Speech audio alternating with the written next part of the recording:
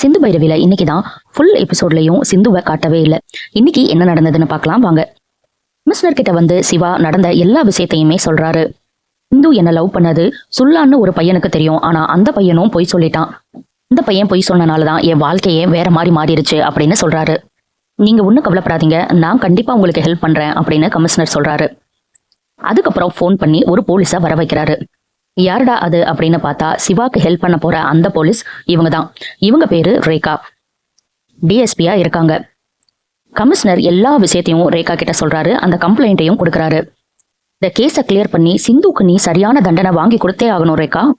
அப்பதான் இந்த மாதிரி பொய் சொல்ற பொண்ணுங்களுக்கெல்லாம் ஒரு நல்ல படமா இருக்கும் அப்படின்னு கமிஷனர் சொல்றாரு. கண்டிப்பா பண்றேன் சார் அப்படின்னு ரொம்ப ஸ்ட்ரிக்டாவே பதில் சொல்றாங்க ரேகா. இவங்களை எங்கேயோ பார்த்த மாதிரி இருக்கா? ஆமாங்க, இவங்க ரம்யாவா ஈரமான ரோஜாவையில நடிச்சாங்க.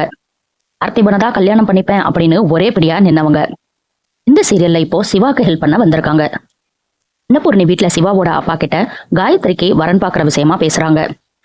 இவளுக்கு மட்டும் ஒரு நல்ல இடமா அமைஞ்சிட்டா அதுக்கப்புறம் நான் கண்ணை மூடினாலும் கவலை இல்லைன்னு வேற பேசுறாங்க. காயத்ரி உடனே ஏமா இப்படி எல்லாம் பேசுறேன்னு கோவப்படுறாங்க. ஆறுமுகம் மில்லுக்கு கிளம்புறேன்னு அந்த டைம்ல வர்றாரு. நீ மில்லுக்கெல்லாம் ஒண்ணு கிளம்ப வேணாம், இங்க வா அப்படின்னு சொல்லி ரூமுக்கு கூட்டிட்டு போறாங்க.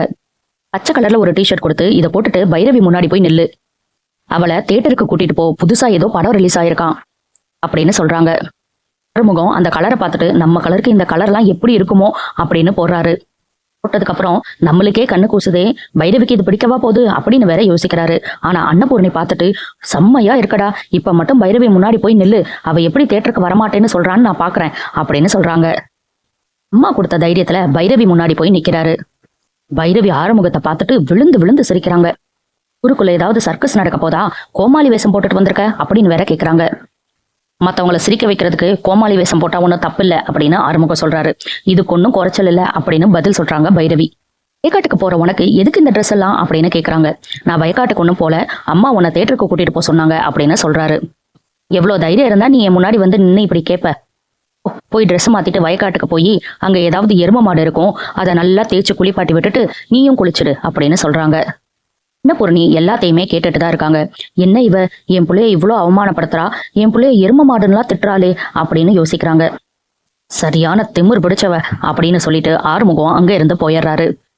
எவ்வளவு திமிர் இருந்தா என்ன வந்து கூப்பிடுவான் அப்படின்னு பைரவியும் நினைக்கிறாங்க. ஏன் பைரவி ஆறுமுகத்துக்கிட்ட இப்படி நடந்துக்கிறா அப்படின்னு அன்னபூர்ணி ரொம்பவே யோசிச்சு கவலைப்படுறாங்க.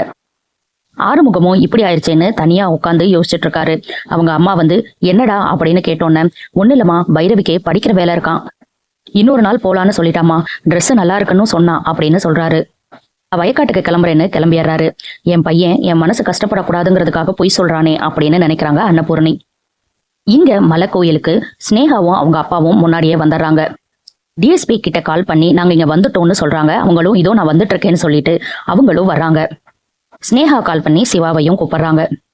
எல்லாரும் எங்க வந்திருக்காங்க அப்படின்னு யோசிச்சா சிந்து சொன்ன மலை கோயிலுக்கு தான். இந்த கோயில தான் சிவா கடத்திட்டு வந்து என்ன தாலி கட்டிட்டாருன்னு சிந்து ஊர் ஃபுல்லா சொல்லியிருக்காங்க.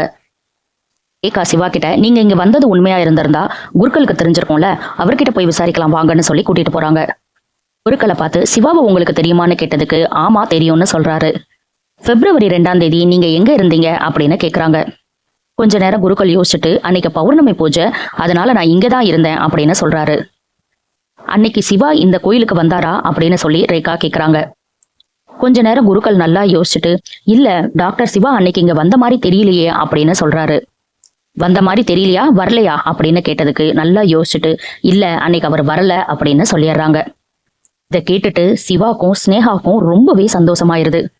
என்னென்னமோ பிளான் பண்ண சிந்து இந்த விஷயத்த பிளான் பண்ணாமையா விட்டுருப்பாங்க? இதுல சிந்து மாட்டுவாங்களா இல்ல ஏதாவது சொல்லி தப்பிச்சிருவாங்களா அப்படிங்கிறத நம்ம பொறுத்திருந்து பார்க்கலாம். அடுத்தடுத்து சிந்து பைரவியில என்ன நடக்குதுன்னு தெரிஞ்சுக்க சப்ஸ்கிரைப் பண்ண மறந்துடாதீங்க.